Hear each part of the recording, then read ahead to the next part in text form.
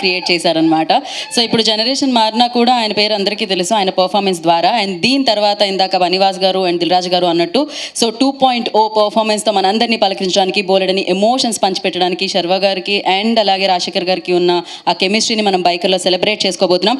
Bullet సునీల్గా biker సినిమాతో మన ముందుకు రాబోతున్న డాక్టర్ రాజశేఖర్ గారిని మాట్లాడాల్సిందిగా కోరుకుంటున్నాము. సార్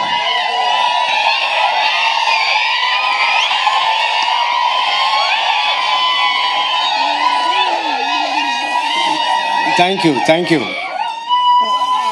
మీ అందరికీ నమస్కారం. ఈ సినిమా ఫస్ట్ ఒప్పుకునేప్పుడు, కథ విన్నప్పుడు నేను చాలా కథలు విన్నాను. నాట్ హీరోగా మాత్రం కాకుండా ఆయన క్యారెక్టర్ రోల్స్ కూడా చెయ్యాలి అని అనుకున్నాను. వచ్చే వాళ్ళ దగ్గర అందరిని అడుగుతూ ఉన్నాను. నాకు సరిగైన సబ్జెక్ట్ రాలేదు. ఆఫ్టర్ 2 years 3 years తర్వాత నాకు అభిలాష్ గారు ఈ సబ్జెక్ట్ చెప్పారు. చెప్పగానే నాకు చాలా నచ్చింది.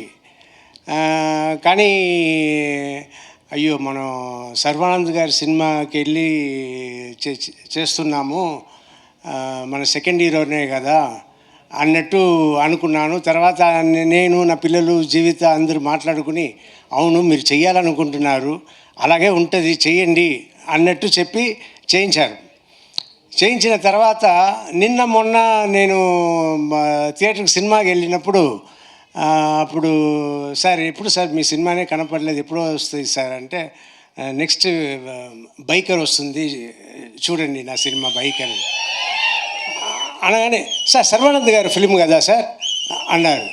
ఏంట్రా నా సినిమా అంటున్నా, సర్వానంద్ గారి సినిమా అంటున్నారు. అవునవును సర్వానంద్ గారి సినిమా. తర్వాత నేను చెప్పడం అంతా సర్వానంద్ గారి సినిమాలో నేను ఉన్నాను, మీరు చూడండి థియేటర్లో అన్నట్టు నేను చెప్తూ ఉన్నా. ఇది కొత్తగా ఉన్నా కూడా ఇప్పుడు దిల్రాజు గారు, బన్నీ వాసు గారు వీళ్ళందరూ మాట్లాడడం చూస్తే నాకు చాలా సంతోషంగా ఉంది.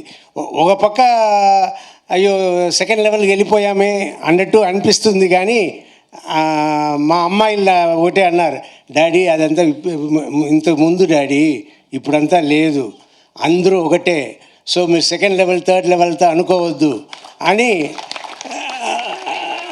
నా పిల్లలు అన్నారు. సో ఇప్పుడు నేను అడ్జస్ట్ అయిపోయాను. సో నేను మీ అందరికీ రిక్వెస్ట్ చేసేది ఏంటంటే ఎక్కువ సినిమాలు నన్ను పెట్టుకోండి, మంచి క్యారెక్టర్ తీసుకురండి, I want to do. And Sarva గారి గురించి చెప్పాలి, very sweet person, very respectable person. చాలా అందుకే నేను షూటింగ్ చేస్తున్నప్పుడు కూడా నేను హీరోలాగా వాళ్ళ ట్రీట్మెంట్ కూడా సూపర్ ట్రీట్మెంట్ యూవీ క్రియేషన్స్. నేను ఒక హీరోలాగానే వెళ్ళాను, హీరోలాగానే వచ్చాను, ఆయనను ఒక హీరోలాగానే నన్ను చూసుకున్నారు. It's great, everything is great and waiting for the release April 3rd. Thank you sir, thank you so much sir. కొడుకు హీరో అయితే తండ్రి కూడా హీరోనే sir. Thank you so much. నాకు ఉన్న ఫీలింగ్ ఎలా వచ్చింది ఎలా పోతుంది అని చెప్తున్నా. So sweet of you. Thank you so much sir. Wish you good luck. And body పరంగా